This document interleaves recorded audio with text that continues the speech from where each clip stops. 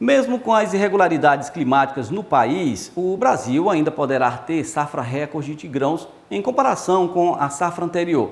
Apesar do quarto levantamento da Conab sobre a safra 23-24 registrar uma diminuição de quase 5%, o otimismo ainda prevalece em meio à grande maioria dos produtores. Veja essa reportagem.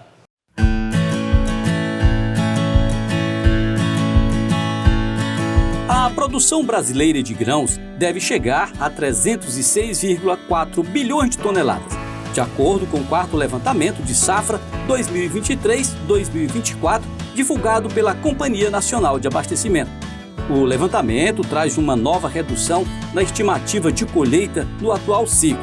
No geral, as condições climáticas instáveis, com chuvas escassas e mal distribuídas, foi um dos principais responsáveis pela produção.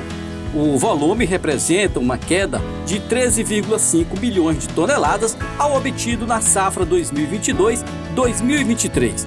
A atual safra tem a característica de ser uma das mais complexas para a estimativa diária em produtividade e produção dos últimos tempos. As dificuldades podem ser resumidas nos problemas climáticos que geram incertezas e prejudicam a tomada de decisões pelos produtores.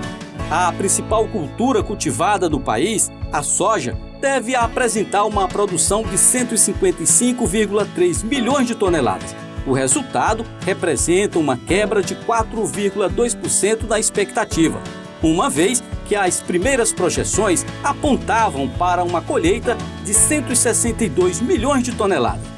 O programa Balsas Rural conversou com o consultor de mercado José Gabriel, que falou, dentre outras questões, sobre o quarto levantamento da Conab. De acordo com o último levantamento da Companhia Nacional de Abastecimento, Conab, relacionado à safra de grãos no país, podemos ter uma diminuição de 4,2% relacionado à oleaginosa, o principal produto produzido em todo o Brasil, que é a soja. Do meu lado, o José Gabriel, consultor de mercado do Mapito, que vai falar um pouquinho sobre esses números e essa previsão da Conab, que diminuiu em relação ao último prognóstico deles, em relacionado à safra 23-24, né, Gabriel? Perfeito. O relatório, o quarto relatório saiu agora de manhã, né, por volta às 10h30 da manhã, e é onde confirmou uma redução de produção de 4,2% em relação à safra da previsão anterior, né, e também uma diminuição principalmente na soja. De acordo com o consultor, as chuvas mal distribuídas e temperaturas elevadas influenciaram de maneira negativa, tanto no plantio como no desenvolvimento das lavouras no início da temporada.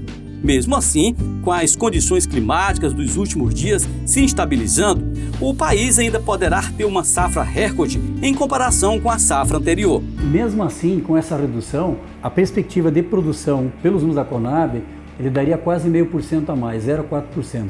Então, de 155 milhões para essa safra, 270, contra 154.610 do ano passado. O Maranhão, um dos principais produtores da região do Mapito, está estimando uma área em torno de 1.370.000 hectares, se consolidando como uma das grandes locomotivas na produção da oleaginosa.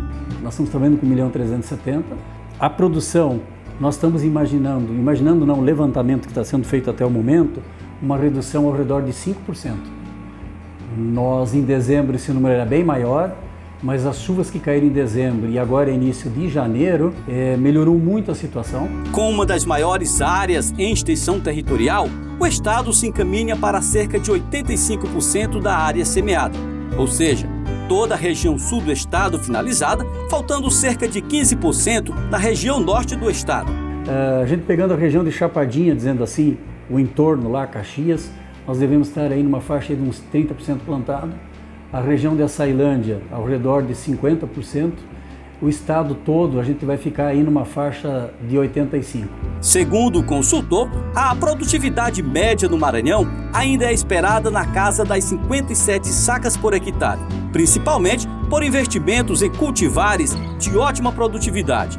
E ano passado a gente fechou ao redor de 60 sacos, então 57 nesse momento, mas ainda tem muita coisa para frente. Apesar dos números serem favoráveis, em algumas áreas do Maranhão, sobretudo no sul do estado, como na ilha de Balsas, onde houve a necessidade de replantio em algumas fazendas e a substituição da soja para o milho, estima-se uma redução em torno de 30% da região.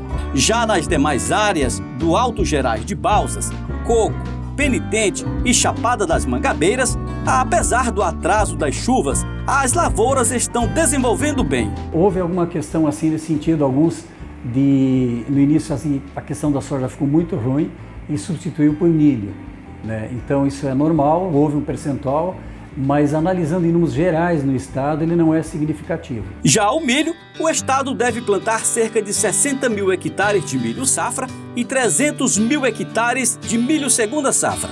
Mas hoje um número macro, 60 mil para safra e 300 mil para safrinha, com viés de aumento.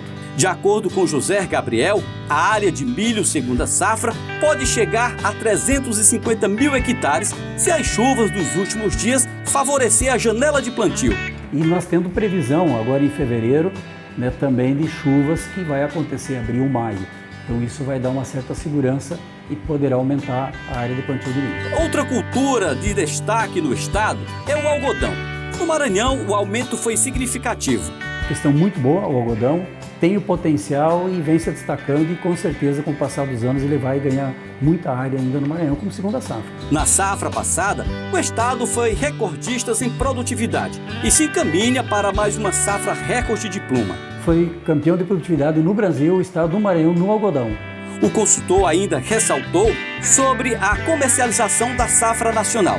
De acordo com ele, cerca de 38% da soja está comercializada e as perspectivas para o milho são as melhores. E agora na safra 24, nós estamos aqui na faixa aí de 38% comercializado. E os últimos 2 meses praticamente não, em função das quedas de preço. E mesmo com as adversidades do clima, o Brasil é um dos grandes produtores do mundo. E o agro tem papel fundamental na economia nacional. Nós devemos ter em quantidade uma redução mais significativa no milho, né? Mas a soja em si a gente vai produzir praticamente igual ao ano passado.